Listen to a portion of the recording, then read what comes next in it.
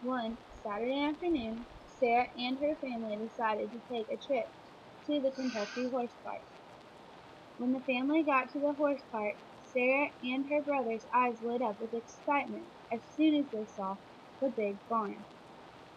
Once out of the car, Sarah said to her brother, "I bet I can beat you to the gate."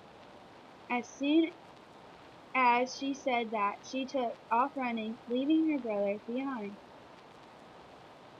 Once they got inside the horse park, Sarah's brother wanted to go straight to the kids' barn to see the miniature pony. Yet Sarah wanted to go meet a special horse that she had heard so much about from her best friend. His name was Stanley. So Sarah's dad took her brother to see the miniature ponies, while Sarah's mom went with her to meet Stanley. While on the way to meet Stanley, Sarah asked her mom, "I wonder if Stanley will like me." Her mom replied, "I'm sure he will. You make friends with everyone."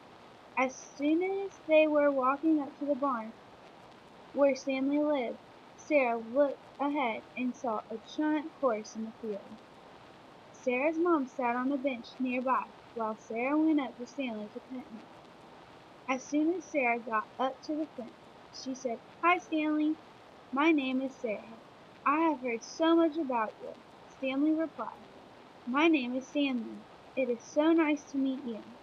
Sarah stood with a gaze in her eyes, astonished that Stanley actually spoke to her. Sarah said, "Wow, I didn't know you could talk." Stanley said, "I don't talk to many people, just to people that I feel comfortable with. I don't get much attention because I have to wear this fly mask all the time, so I don't scare people away." Still amazed, Sarah started to have all these questions run through her head of what she wanted to ask Stanley. She asked him, "Why do you have to wear the fly mask all the time? And why would you scare people away?" Stanley replied, "Well, I had to have my left eye removed this year because of a disease that I had that was causing me a lot of problems, and I have been completely blind in both eyes for 7 years."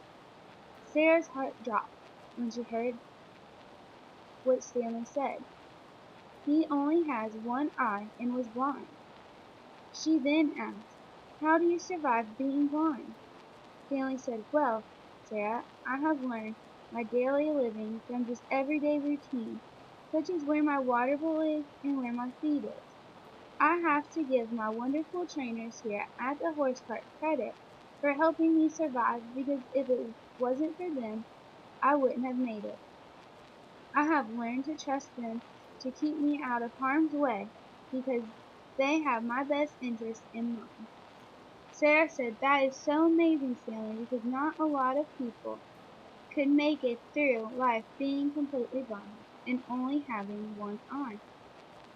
I wish people weren't so scared of you because you are such a sweet horse," Stanley said. "It's okay. I have learned to deal with it. I enjoy spending time by myself anyway." Sarah then said to Stanley, "You are such an amazing horse. I am glad that I got to meet you and hear your story.